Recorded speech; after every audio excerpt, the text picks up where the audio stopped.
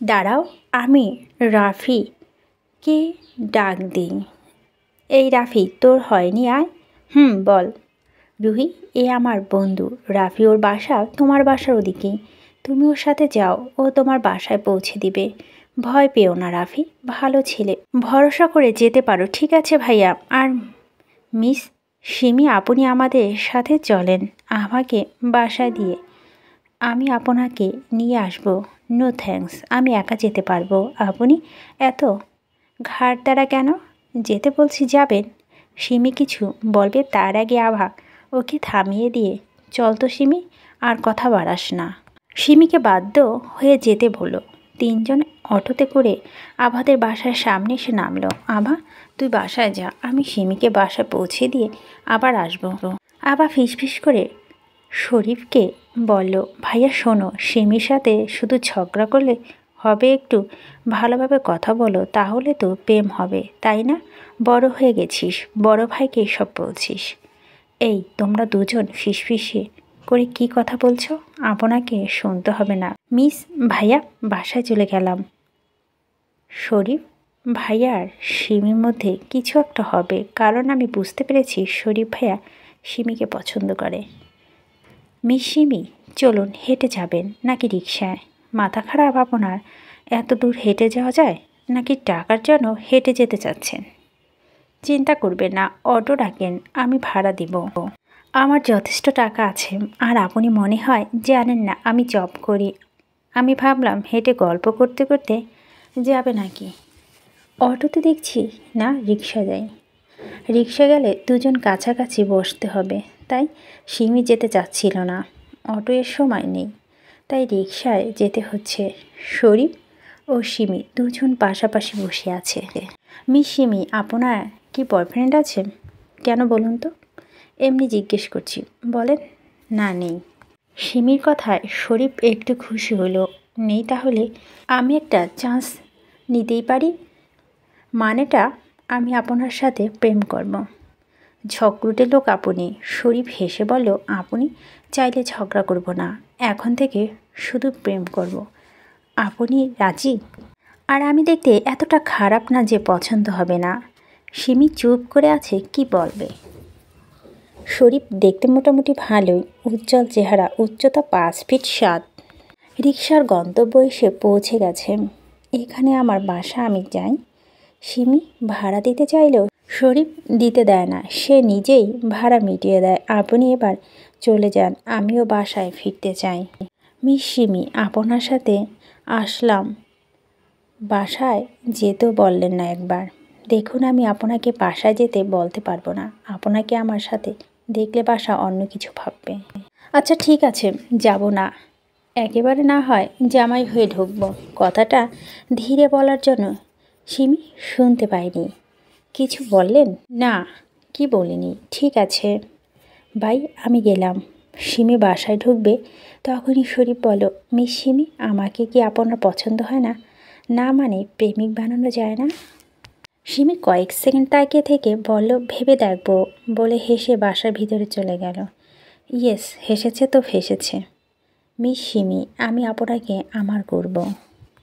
অনেক রাত হলো, আয়ান এখনও বাড়ি ফিরেনি। আভা কল দিচ্ছে, ধরছে না, কেটে দিচ্ছে। আবার আগে ফোনটা সোফায় ছুঁড়ে মারল। ফোনটা ধরলে কি সমস্যা? কি এমন কাজ করছে ফোন ধরা যাবে না? বাসায় আসুক, বোঝাবো মজা। তাড়াতাড়ি আসতে বলেছি, এখন রাত 10টা বাজে, তবু আসার নাম নেই। আজকে আসলে কথাই বলবো না। কী রে মা? আয়ান ফোন ধরল। কোথায় আছে এখন? আসতেছে। তোমার ছেলে রাজকার্য করছে, আমার ফোন ধরার সময় নেই। তার রেগে বলল আভা। আয়ান তো এমনি এমনি দেরি করে আসার ছেলে না মা। হয়তো কাজ শেষ হয়নি, তাই আসতে দেরি হচ্ছে। কাজ শেষ হয়নি, আসতে দেরি হবে, সেটা ফোনটা ধরে বললেই তো হয়। বড় আম্মু।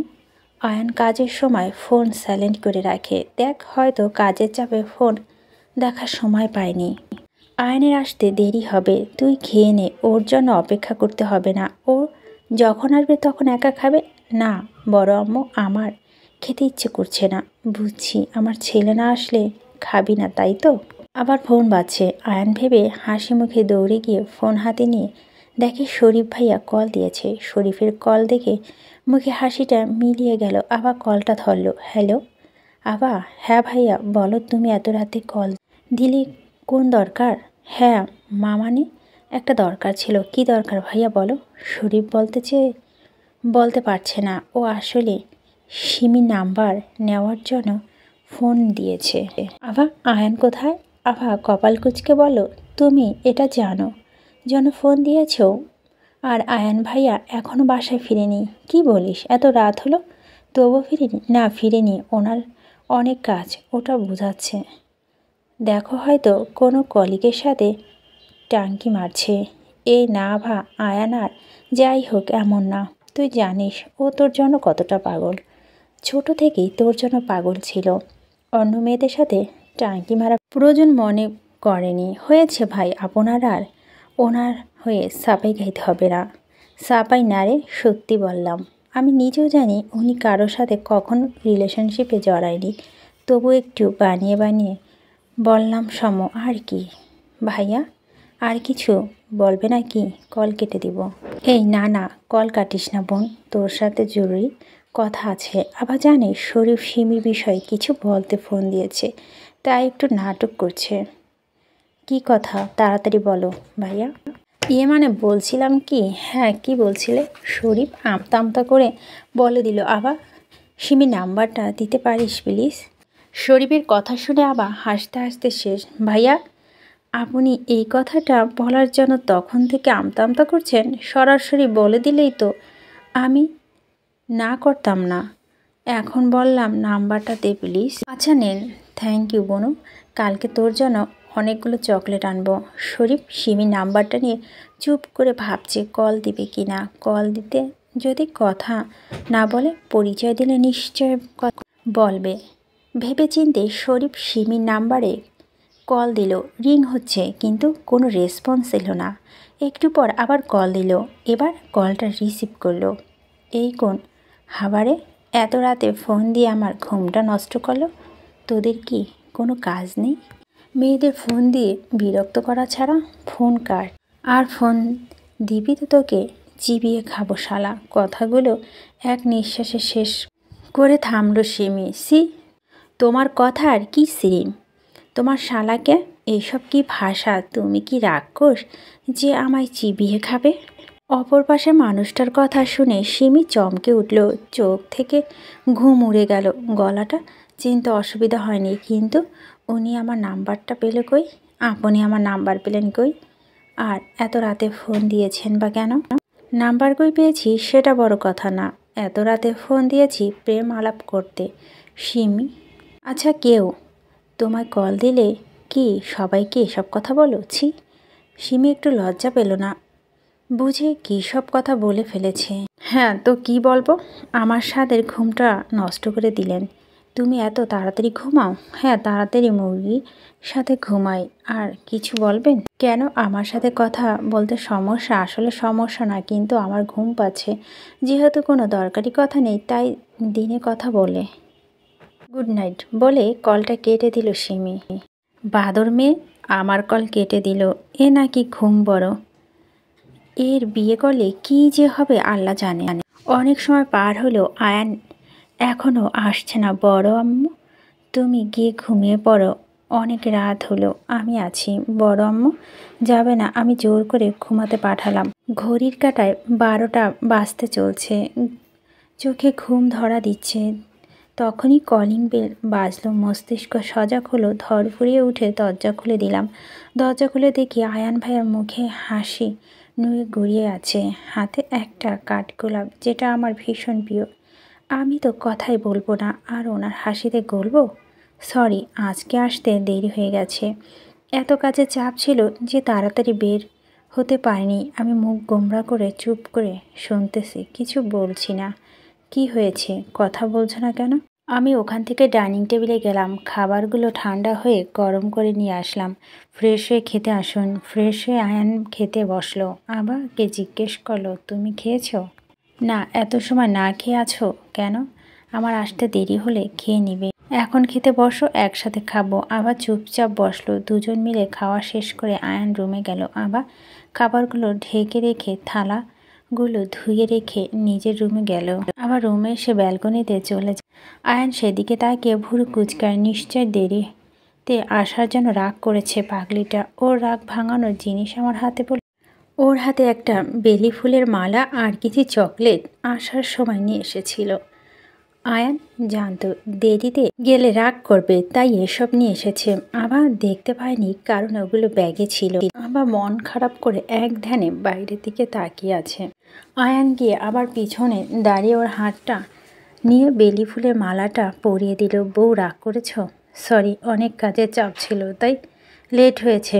আর কখন এমন হবে না, প্লিজ কথা বলো। আবার তবুও চুপ করে আছে। সরি বললাম, বেলি ফুলের মালাও দিলাম।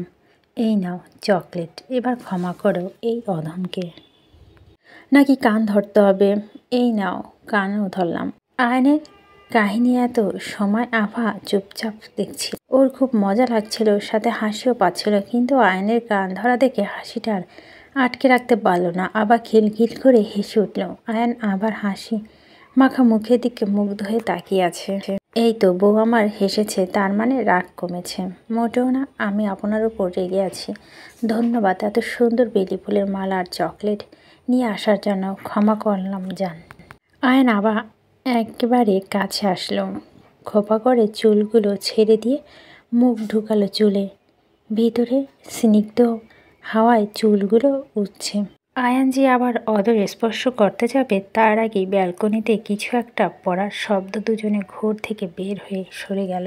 ব্যালকনির মধ্যে মোড়ানো একটা কাগজ দেখা যাচ্ছে। আয়ান কাগজটা কুড়িয়ে নিয়ে খুলে দেখে কিছু লেখা। কাগজের মধ্যে লেখা ছিল, মিস্টার আয়ান খান, দিনে রাতে এত রোমাঞ্চ ভালো না। খুব তাড়াতাড়ি তোর জীবনে সব কিছু হারাতে চলছিস, রেডি থাকিস সব থেকে কাছের মানুষটাকে হারানোর জন্য। আয়ন ব্যালকনি থেকে নিচে দাঁড়াতে একটা ছায়া দেখতে পায়। কে ওখানে? আয়নের কথা শুনে ছায়াটা সরে গেল। লেখাগুলো পড়ে আয়ন একটু ভয় পেল, কারণ ওর প্রিয় আভা ওর কিছু হলে নিজে বাঁচতে। আয়ন সাথে চিন্তায় বলল, কেউ শত্রু হতে পারে, খোঁজ লাগাতে হবে আর আবাকে সাবধান রাখতে হবে। আবার জিজ্ঞেস করলো, কি লেখা আছে কাগজে? কই কিছু না, রুমে চলো ঘুমাবে। কাগজে কিছু লেখা নেই? তাহলে কাগজটা খোলার পর থেকে এমন ঘাবড়ে আছেন কেন? কথা এড়াতে আভাকে নিয়ে রুমে গেল। আয়ান আভাকে এসব বলে চিন্তায় ফেলতে চায় না। ও এমনিতেই অনেক ভয় পায়, এসব দেখলে আরও বেশি ভয় পাবে। ওরা দুজন রুমে যাওয়ার পর সেই ছায়া আবার বাহির হয়ে আসলো। মিস্টার আয়ান, আপনার আভার প্রতি এত ভালোবাসা, বলে হেসে উঠল সেই অগন্তক। কে সেই অগন্তক যে ওর আর আবার ক্ষতি চায়? এই ভেবে সারাত ঘুম হয়নি আয়ানের। ভোরের দিকে একটু ঘুমিয়েছে। আভা খুব সকালে ঘুম থেকে উঠেছে। বাগানে অনেকগুলো ফুল গাছ আছে। ব্যস্ততার কারণে কয়দিন গাছগুলোকে পানি দেওয়া হয়নি। পানি না দেওয়ার কারণে ফুলের গাছগুলো নেতিয়ে পড়েছে। পানির পাইপটা হাতে নিয়ে গাছগুলোকে পানি দিল। একটা গাছ কিসে যেন উবড়ে দিয়েছে, সেই গাছটা আবার মাটিতে পুঁতে দিল। হাতে কাদা লেগে গেছে। হাতটা ধুয়ে বাসার ভিতরে গেল। স্যার, এই মেয়েটা বাগানে পানি দিয়ে বাসার ভিতরে গেল। গুড জব, এভাবে সারাক্ষণ নজর রাখবে। 24 ঘন্টা আপডেট আমার চাই। সুযোগ পেলেই কাজ হাসিল করব। বড় আম্মু, সবার জন্য খাবার কিন্তু আমি বানাবো। না, তোকে করতে হবে না। উফ, বড় আম্মু আর কত না করবে? আমি কিন্তু বড় হয়ে গেছি, আর এই বাড়ির বউ হিসাবে আমার কিছু দায়িত্ব আছে, তাই না? ওরে, আমার দায়িত্বশীল বউ হয়েছিস রে। বড় আম্মু প্লিজ, আজকে রান্নাটা করি। আচ্ছা করিস, আগে কফিটা আয়ানকে দিয়ে আয়। আবার খুশি হয়ে কফিটা নিয়ে আয়ানকে দিতে গেল। এই যে শুনছেন, আপনার কফি, ওঠেন তাড়াতাড়ি। আয়ান শুনছে না। আবার কাছে গিয়ে হাত ধরে ঝাঁকিয়ে ডাকছে। আয়ান ঘুমের ঘরে আভাকে জড়িয়ে ধরার জন্য টান দিল। টান দেওয়ার কারণে আভা আবার হাত থেকে অনেকটা কফি আয়ানের হাতে উপর পড়েছে। আউচ বলে আয়ান ধরফর করে উঠল। আভা দৌড়ে গিয়ে পানি নিয়ে আসলো। হাতটা পানিতে ডুবিয়ে রাখলো। আপনি আমায় টান দিলেন কেন? আরে, আমি কি জানতাম তোমার হাতে কফি আছে? জানলে তো দিতাম না। সকালে ঘুম থেকে উঠে বইয়ের চুমো খাওয়ার বদলে গরম কফির ছ্যাঁকা খাচ্ছি। হায় রে পোড়া কপাল, সব সময় আপনার ফাজলামো করা চাই নাকি? ইস, কতখানি পুড়ে গেছে। গরম কপিটা হাতে একবার ফোসকা পড়ে গেল। আবার আয়নের হাতে ফু দিয়ে মলম লাগিয়ে দিচ্ছে আর বলছে, আপনার হাত জ্বলছে না?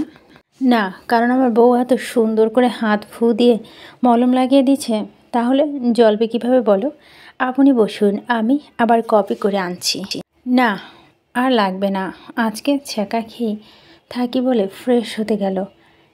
খেয়ে উনি কাজে যাবে আর আমি কলেজে। আজকে দেরি করে আসবে না, তাড়াতাড়ি আসবে বলেছে। আমার কলেজ, ওনার কাজ, এসব নিয়ে দিনের পর দিন চলে যাচ্ছে। সামনে 1 মাস ফাইনাল পরীক্ষা এসে গেছে। আর একটা কথা তো ভুলে গেছি, নিশাপুর বেবি হবে কালের মধ্যে। আম্মু আভা কোথায়? দেখ, রান্নাঘরে কিছু করছে হয়তো। আম্মু সামনের পরীক্ষা পড়তে হবে, তবু কাজ করতে আসে। আমি তো মানা করি, ও কি সোনার মেয়ে? কাজ করতে মানা করলে বলে এই বাড়ির বউ হিসেবে নাকি দায়িত্ব সবার খেয়াল রাখা, কাজ করার দায়িত্ব। ঠিক আছে, পরীক্ষার পর যেন দায়িত্ব পালন করে। তুই গিয়ে ঘাড় ধরে পড়তে বসা, তাহলেই যাবে। রান্নাঘরে কেন এসেছো? তোমার যে আর 1 মাস পর পরীক্ষা ভুলে গেছো? না, ভুলিনি তো। তাহলে না পড়তে বসে এখানে কি করছো? কাজ করছি, দেখছো না? তোমার কাজ করতে হবে না, কাজ করার অনেক মানুষ আছে। তুমি চলো, পড়তে বসবে। আরে, আমি কাজ করলে সমস্যা কি? বাড়ির বউ আমি। ও তাই, কাজ করা বাহানা মাত্র, পড়ার ভয়ে কাজ করছো। চলো, শুধু পড়তে বসো। আয়ান আভাকে জোর করে এনে পড়তে বসিয়েছে। আভা পড়ছে, আয়ান ওর পাশে বসে আছে। আভা পড়তে ভালো লাগছে না, তাই ওর মাথায় বুদ্ধি আসলো। আয়ানের গলা জড়িয়ে ধরে বলল, আমার না মাথা ব্যথা করছে, খুব ঘুম পাচ্ছে। আয়ান ভুরু কুচকে বলল, না, পড়ার ধান্দা বাদ দাও, আর দূরে সরো। একটু কাছে এসে মন গলিয়ে দিতে চাচ্ছ? তোমার মতলব তো ভালো ঠেকছে না। আবার এবার আয়নের গালে চুমু খেলো, সাথে জড়িয়ে ধরল। আমায় কি পাগল করতে চাচ্ছ? আবার এসব পাগলামিতে আয়ান সায়না দিয়ে পারল। আয়ান আবাকে জড়িয়ে নিয়ে হারিয়ে ভালোবাসার গভীর অতলে। সিমি আর শরীফের প্রেম ভালোই চলছে, মানে সেটা ফোনে কথা হচ্ছে। শরীফ এখনও সিমিকে সামনাসামনি প্রপোজ করেনি, তবে শরীফ বুঝতে পারে সিমিও ওকে ভালো লাগে। আগের মতো ঝগড়া করে, তবে ওর প্রতি দুর্বল হয়েছে। এই তো সেদিন শরীফ সিমিকে মজা করে বলছিল, একটা মেয়ে দেখো তো, বয়স অনেক হলে বিয়ে করতে হবে। এই কথা বলে সিমি রেগে গালি দিয়ে ফোন কেটে দিয়েছিল। পরে 2 দিন ফোন ধরেনি, কথা বলেনি, অনেক কষ্ট মানিয়েছে। শরীফ ভেবে রেখেছে পরীক্ষার পর একেবারে সিমির বাসায় বিয়ের প্রস্তাব দিবে। আম্মু আব্বু কবে আসবে? তোর আব্বু আর বড় আব্বু শহরে একটু কাজে গেছে, কালকে আসবে হয়তো। কেন, কিছু দরকার? না আম্মু, তেমন কিছু না। আব্বুকে মিস করছি, তাই ফোন করে কথা বল। আভা ওর বাবাকে ভিডিও কল দিল। আমার মা কেমন আছে? ভালো নেই আব্বু, তুমি কবে আসছো? তোমায় মিস করছি। কাজ শেষ হলে আজ কালকে সকালে রওনা দিব। মা ঠিক আছে। বড় আব্বু কোথায়? পাশে বসে আছে, নে কথা বল। মামুনি কেমন আছো? ভালো নেই বড় আব্বু, তোমরা তাড়াতাড়ি চলে আসো। বাড়িতে কেমন ফাঁকা লাগে। তোমরা নেই, নিশি আপু নেই, আগের মতো আর আড্ডা হয় না। কালকে আসবো মামুনি। তোমার কিছু লাগবে, নিয়ে যাব? না বড় আব্বু, কিছু লাগবে না, তোমরা আসো তাহলেই হবে। তোমার জন্য আসার সময় তোমার ফেভারিট চকলেট নিয়ে আসবো। ঠিক আছে বড় আব্বু। কথা বলা শেষ, আয়ান রেডি হচ্ছে, কাজে যাবে। আয়ান আগেই কাজে চলে গেছে। আবার আজকে একা যাবে কলেজের পরীক্ষার বিষয় বলার জন্য। স্যার যেতে বলেছেন। একা কলেজে যাওয়ার জন্য রেডি হয়ে গেল। বাইরে রিকশার জন্য অপেক্ষা করছে। যদিও গাড়ি করে যেতে পারত, কিন্তু আবার রিকশা যেতে বেশি ভালো লাগে। স্যার আজকেও ওই মেয়েটা একা বেরিয়েছে, ওর সাথে কেউ নেই। কি করব? তুমি নজর রাখো, আমি আসছি। সুযোগ পেলেই ক্লোরোফিল মুখে দিয়ে অপচেতন করবে। অপরিচিত লোকটি আবার রিকশাতে করে কলেজে আসছে। মাঝ রাস্তায় একটা বাচ্চাকে কাঁদতে দেখে রিকশা দাঁড়াতে বলল। রিকশা থেকে বাচ্চাটির কাছে গিয়ে বলল, কি হয়েছে তোমার, কাঁদছো কেন?